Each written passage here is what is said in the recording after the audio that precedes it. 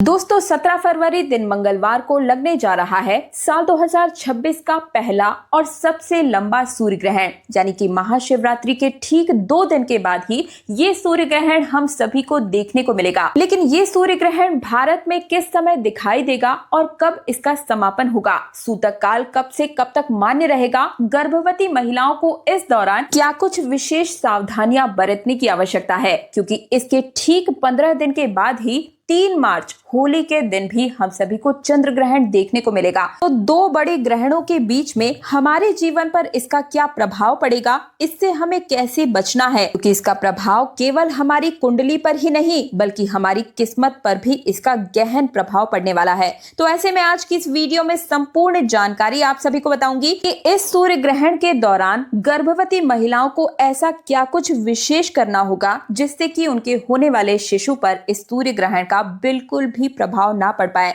क्योंकि जैसा कि मैंने आप सभी को बताया कि 15 दिन के अंतराल में 2 बड़े ग्रहण आप सभी को देखने को मिलने वाले हैं। संपूर्ण जानकारी आप सभी के साथ शेयर करने जा रही हूं। निवेदन करूंगी कि हर एक कार्य को साइड में रखकर 10 से 15 मिनट का समय निकालकर इस वीडियो को अंत तक जरूर देख लीजिए, क्योंकि ये एक अकेली वीडियो आपके साल 2026 के पूरे राशि को, आपके पूरे भविष्य को तय करने वाली है। तो देखिए, सबसे पहले तो मैं आप सभी को बता दूं कि साल 2026 में कुल 4 ग्रहण लगेंगे, जिसमें कि 2 सूर्य ग्रहण और 2 चंद्र ग्रहण होंगे। पहला सूर्य ग्रहण 17 फरवरी 2026 को लगेगा और जो दूसरा सूर्य ग्रहण है वो 12 अगस्त 2026 को लगेगा। और बात करें यदि चंद्र ग्रहण की, तो साल 2026 का पहला चंद्र ग्रहण 3 मार्च 2026 यानी कि होली के दिन लगेगा और ये एक पूर्ण चंद्र ग्रहण होगा, जिसे कि ब्लड मून भी कहा जाता है। वहीं दूसरा चंद्र ग्रहण 28 अगस्त 2026 को लगेगा।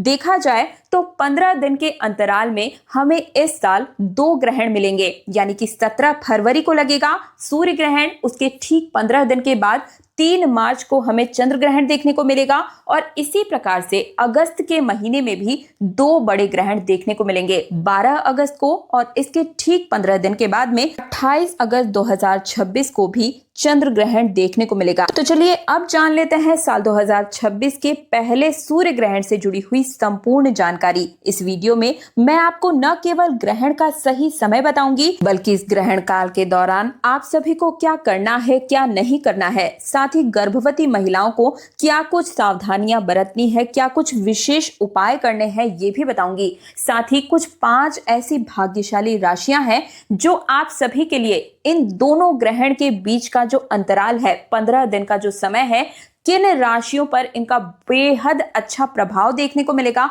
और कौन सी वो राशियां हैं जिनका दिवालिया निकलने वाला है। संपूर्ण जानकारी आज की इस वीडियो में आप सभी के साथ शेयर करूंगी। सबसे पहले तो निवेदन है आपसे कि वीडियो को लाइक करके चैनल तीज त्योहार और धर्म को सब्सक्राइब करके पास वाले बेल आइकन को जरूर प्रेस कर दीजिएगा, क्योंकि इस चैनल पर आपकी निजी जीवन से जुड़ी समस्याओं के समाधान के साथ साथ ही तीज त्योहारों से जुड़ी हुई संपूर्ण पूजा विधियां, शुभ मुहूर्त और उपाय, जड़ी बूटियों से जुड़ी हुई शारीरिक समस्याओं से जुड़े हुए उपाय भी आप सभी के साथ लेकर हर रोज मैं आती हूं। तो वीडियो को लाइक करके चैनल को सब्सक्राइब कीजिएगा और इस वीडियो को ज्यादा से ज्यादा अपने पड़ोसी और रिश्तेदारों के साथ शेयर करना भी बिल्कुल भी मत भूलिएगा। तो देखिए, ज्योतिष शास्त्र के अनुसार सूर्य ग्रहण को बड़ी ही अशुभ घटना के रूप में देखा जाता है, क्योंकि सूर्य ग्रहण के दौरान सूर्य पीड़ित अवस्था में होते हैं और अशुभ फल प्रदान करते हैं, क्योंकि इस दौरान सूर्य की शक्ति बिल्कुल ही क्षीण हो जाती है। इस समय वे कष्ट में होते हैं और इस दौरान हमें कोई भी शुभ फल की प्राप्ति भी नहीं होती है।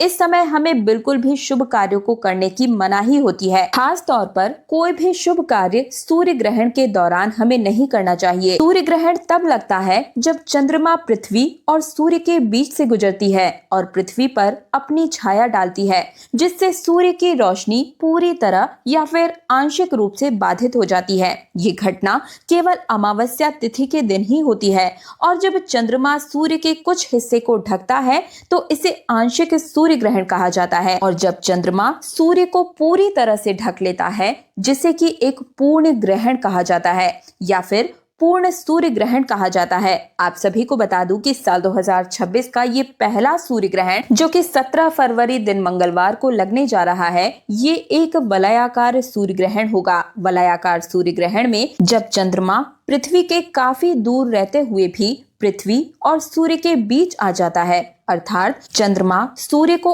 इस प्रकार से ढकता है कि सूर्य का केवल मध्य भाग ही छाया क्षेत्र में आता है और पृथ्वी से देखने पर चंद्रमा द्वारा सूर्य पूरी तरह से ढका हुआ दिखाई नहीं देता, बल्कि सूर्य के बाहर का क्षेत्र प्रकाशित होने के कारण कंगन या फिर वलय यानी कि रिंग ऑफ फायर के रूप में चमकता हुआ दिखाई देता है।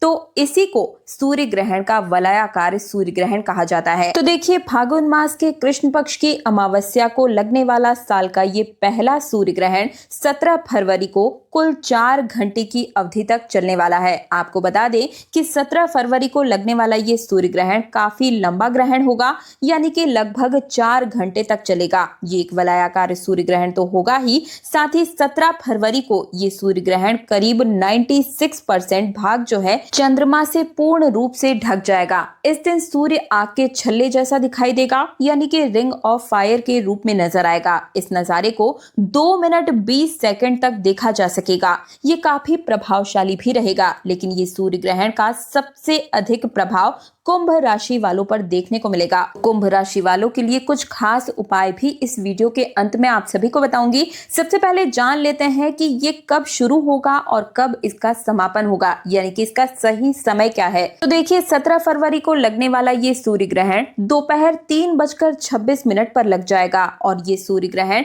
इसका समापन होगा 17 फरवरी की रात 7:57 पर, यानी कि ये सूर्य ग्रहण लगभग 4 घंटों तक चलेगा।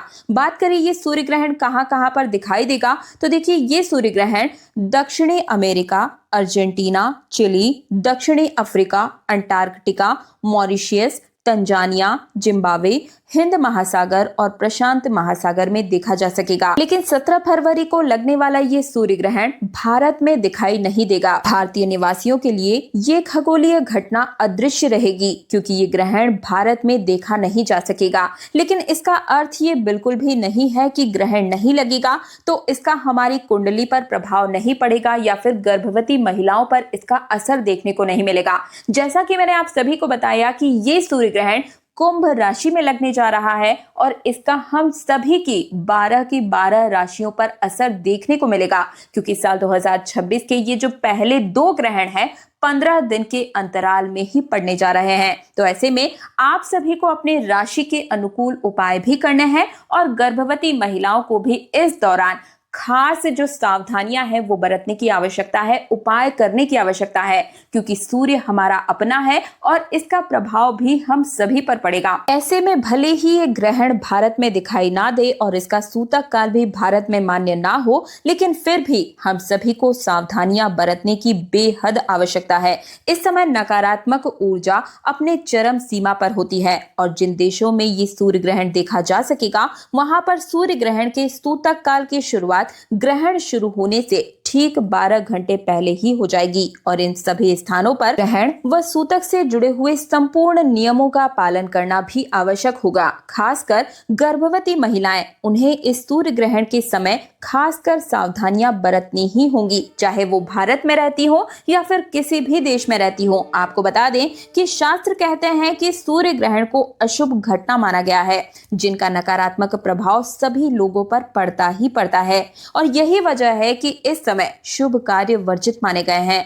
इस समय कोई भी नया कार्य शुरू नहीं करना चाहिए। साथ ही सूर्य ग्रहण और सूतक काल के दौरान ही हमें अपने घर के मंदिरों पर पर्दा लगा देना चाहिए, क्योंकि ग्रहण के दौरान देवी देवताओं को स्पर्श करना भी वर्जित माना गया है। लेकिन भारत में ये सूर्य ग्रहण दिखाई नहीं देगा, इसलिए भारत में मंदिर के कपाट बंद करने की आवश्यकता नहीं है। यदि आपके घर में तुलसी या शमी का पौधा है तो उसे भी ग्रहण के समय छूना नहीं चाहिए। सूर्य ग्रहण के समय गर्भवती महिलाओं को खासकर इस समय अपने पेट पर गेरू का लेप जरूर ही लगा लेना चाहिए और इस समय के दौरान मंत्रों का निरंतर रूप से जाप करना चाहिए। साथ ही में किसी धार्मिक पुस्तक का आप पाठ कर सकते हैं। गर्भवती महिलाओं को इस समय के दौरान नुकीली और धारदार चीजों का प्रयोग नहीं करना चाहिए। इस दौरान हमें कोई भी चीज खानी या पीनी भी नहीं चाहिए। अगर स्वास्थ्य ठीक हो तो ऐसे में आप सीधे लेट जाएं, लेकिन कोई भी कार्य ना करें।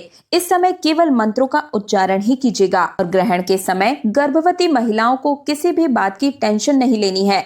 इस दौरान गर्भवती महिलाओं को झुककर कोई भी कार्य नहीं करना चाहिए। इस समय सुई धागे का इस्तेमाल भी नहीं करना चाहिए। ऐसा माना जाता है कि ग्रहण के समय प्रेग्नेंट महिला को धातु से निर्मित चीजों का प्रयोग नहीं करना चाहिए और ना ही उन्हें इस समय शरीर में धारण करना चाहिए। संभव हो तो ग्रहण खत्म होने के बाद गर्भवती महिला को स्नान अवश्य ही करना चाहिए और ग्रहण के दौरान अपने पेट पर गेरू का लेप आवश्यक रूप से लगा लेना चाहिए। ग्रहण के समाप्त होने के बाद में अपने ऊपर गंगा जल का छिड़काव जरूर ही करना चाहिए और कपड़े उतारकर बदल देने चाहिए। ग्रहण के दौरान गर्भवती महिला को खास करके छौंकना या तड़का नहीं लगाना चाहिए। इसके अलावा आप सभी को बता दें कि ग्रहण काल के दौरान पति पत्नी को शारीरिक संबंध भी नहीं बनाने चाहिए। ऐसा करने से आपके घर की सुख शांति खराब हो सकती है।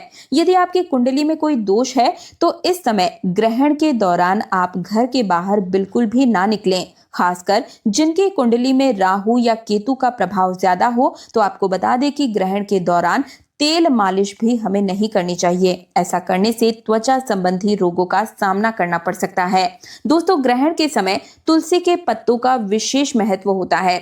इस समय तुलसी के पत्तों को तोड़ना अशुभ माना जाता है, तो ऐसे में आप ग्रहण से पहले ही तुलसी के पत्तों को तोड़कर अपने भोजन और पानी में मिला लीजिएगा और खाने पीने की जो भी सामग्री है उनमें जरूर ही डाल दीजिएगा। और जो गर्भवती महिलाएं हैं उन्हें भी अपने पल्लू में तुलसी के पत्ते जरूर ही बांध लेने चाहिए और कोशिश करें कि ग्रहण में रखा हुआ खाना या पानी का प्रयोग ना करें, उसे बाहर फेंक दें। और अगर आप नहीं फेंक सकते हैं तो ऐसे में तुलसी दल डालकर या फिर कुशा डाला हुआ भोजन ही आपको ग्रहण करना चाहिए। ग्रहण समाप्त होने के तुरंत बाद ही आपको अपने घर की साफ सफाई अच्छे से कर लेनी चाहिए, नमक का पोछा लगाना चाहिए और पूरे घर में गंगा जल का छिड़काव जरूर ही करना चाहिए, क्योंकि इस समय जो तांत्रिक शक्तियां होती है वो अपने चरम पर होती है, बहुत ज्यादा हावी होती है। इस दौरान हमें किसी भी प्रकार की यात्रा से भी बचना चाहिए। अगर जरूरी ना हो तो परिवार के किसी भी सदस्य को घर से बाहर नहीं जाना चाहिए। इसके अलावा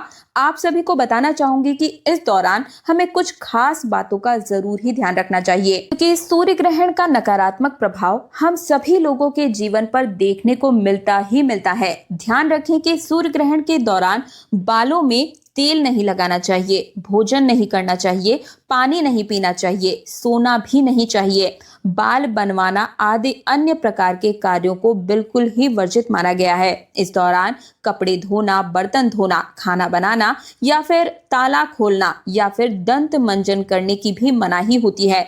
अगर आप बीमार हैं, बुजुर्ग हैं, बच्चे हैं या फिर गर्भवती महिला हैं तो इस दौरान ग्रहण के समय कुछ भी खाने पीने की आवश्यकता हो तो उस ग्रहण में सूतक काल से पहले ही आप खाने पीने की पूरी चीजों की तैयारी कर लें। हर एक खाने पीने की वस्तु में आप तुलसी दल डाल लीजिए या फिर आप कुशा भी डाल सकते हैं। ये डालकर फिर आप खाना पीना ले सकते हैं। इसके बाद आपको अन्न और जल का दोष नहीं लगता है। आप ग्रहण की नकारात्मकता से एकदम सुरक्षित रहते हैं। दोस्तों, इसके अलावा सूर्य ग्रहण के समय कोई भी शुभ कार्य भी नहीं करने चाहिए। आप सभी को बता दूं कि ग्रहण के दौरान पूजा भी निषेध मानी गई है। इस दौरान आरती करना, पूजा पाठ करना बिल्कुल ही मना होता है। इस दौरान मूर्ति का स्पर्श करना भी बिल्कुल वर्जित माना गया है, क्योंकि इस समय प्रकृति सबसे ज्यादा संवेदनशील स्थिति में होती है।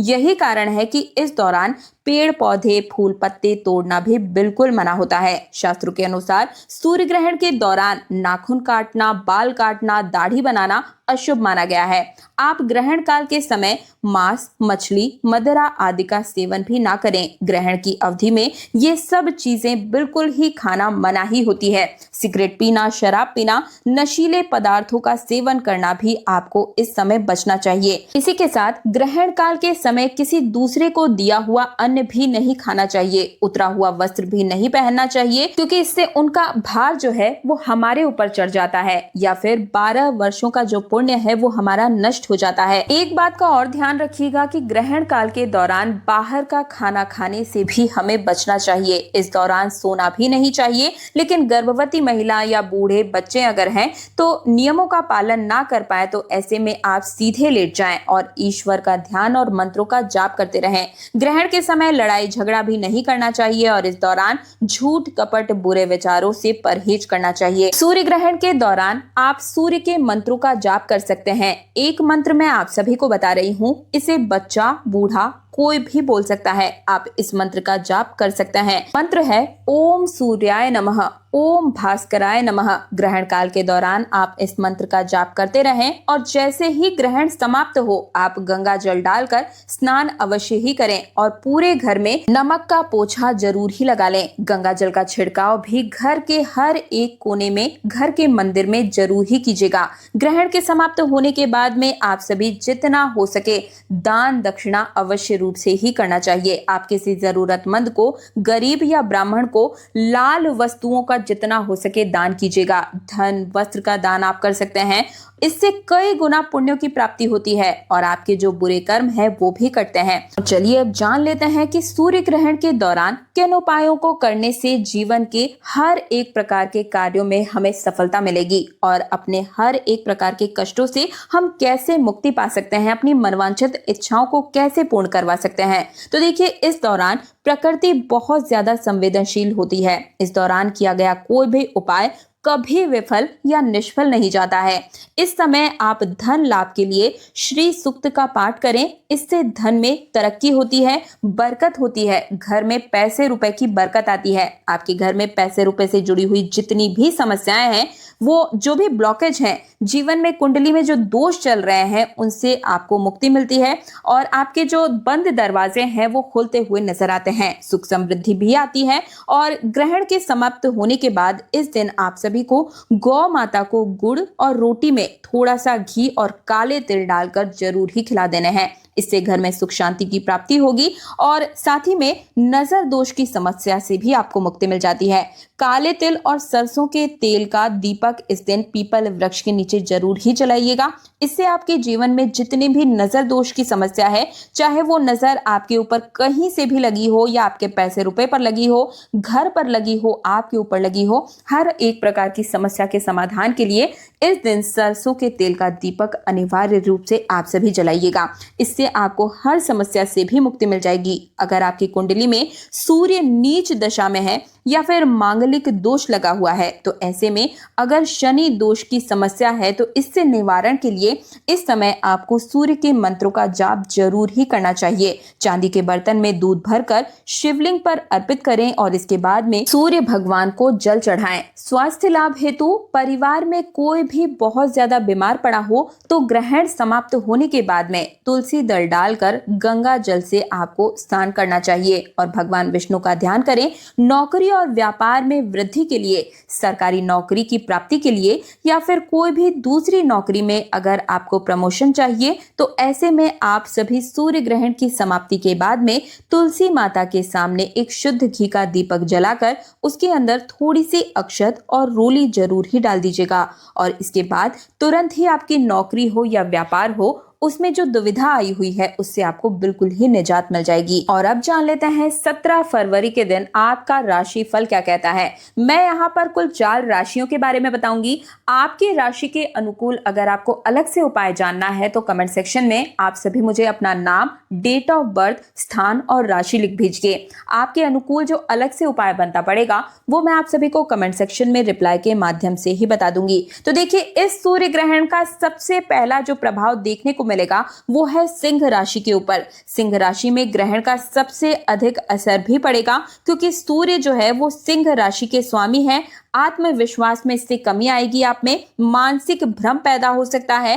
कार्य क्षेत्र में वरिष्ठों के साथ में काम करते समय लापरवाही से बचने की बेहद आवश्यकता है। अगली राशि है कुंभ राशि। कुंभ राशि सूर्य, राहु, बुध और शुक्र के गोचर के कारण मानसिक तनाव आप में बना रहेगा। भ्रम और बड़े वित्तीय फैसलों में नुकसान या फिर जोखिम देखने को मिल सकता है, तो थोड़ा सा बचा कर रहिएगा। अगली राशि है कर्क और मीन राशि। आप सभी के जीवन में ये जो ग्रहण है वो खुशियां लेकर आया है। विदेश यात्रा के बेहद संयोग बन रहे हैं। इसी के साथ में कोई नया व्यापार आप शुरू करना चाहते हैं, नौकरी की तैयारी कर रहे हैं या कोई बड़ा रिजल्ट आपका आने वाला है, तो ये जो साल है, ये जो 15 दिन का समय है, आपके लिए खुशियों से भरा हुआ रहने वाला है। लेकिन एक सलाह मैं आप सभी को देना चाहूंगी कि इस समय के दौरान थोड़ा सा स्वास्थ्य पर ध्यान रखिएगा।